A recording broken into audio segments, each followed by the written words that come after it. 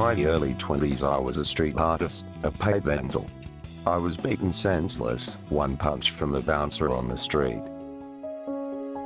It was the opening night of what turned out to be my only art exhibition. I was left in a coma for 6 months. When I woke up from my coma, I asked for a glass of water. That was the last time I used my voice clearly. That was nearly 20 years ago. I couldn't eat using my mouth, and I couldn't walk or stand. These days, I do eat, and I do talk.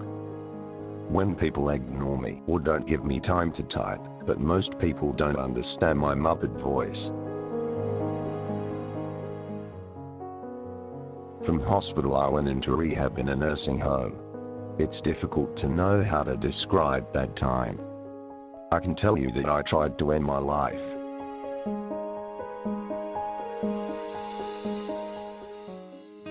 From the nursing home I went to stay with family. When that broke down, a friend provided the answer.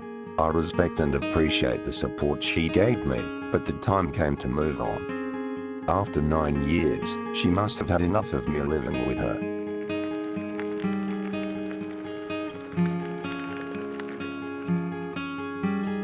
For most people it's easy to make a decision and move house. For me it wasn't easy at all. The difference was money and finding a suitable house. End of story.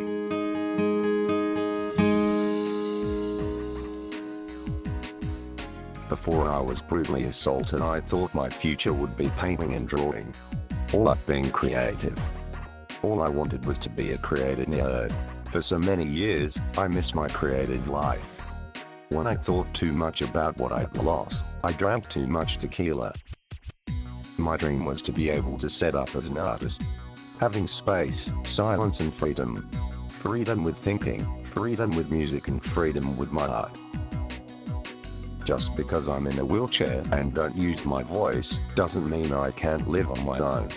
I just need a bit of help with my morning and evening routine. The rest of the day I'm on my own.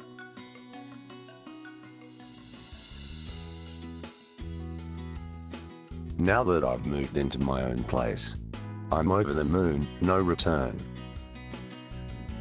I've become an art hermit. I used to live on art alone, now I am doing it again for the first time in 20 years. I'm finally free. Free to live the way I wish. This is my home, and that's very different to living in someone else's home. From my wheelchair, I can let visitors in the front gate in a building.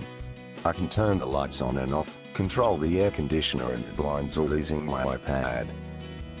I can also call for help to the staff downstairs using the iPad. I think that technology is fantastic. Change and moving were a big adjustment for me. I was a bit of a win, but it's been almost a year now, and if I could give anyone else moving out on their own some advice, I would say be brave, you will live for yourself. I think places like mine are rare, which worries me for other people. Just because we have a brain injury doesn't mean we can't manage the flow to be active, to live a good life once again. For me a good life also means a home of my own. Life only comes once, I believe you should live it to the edge.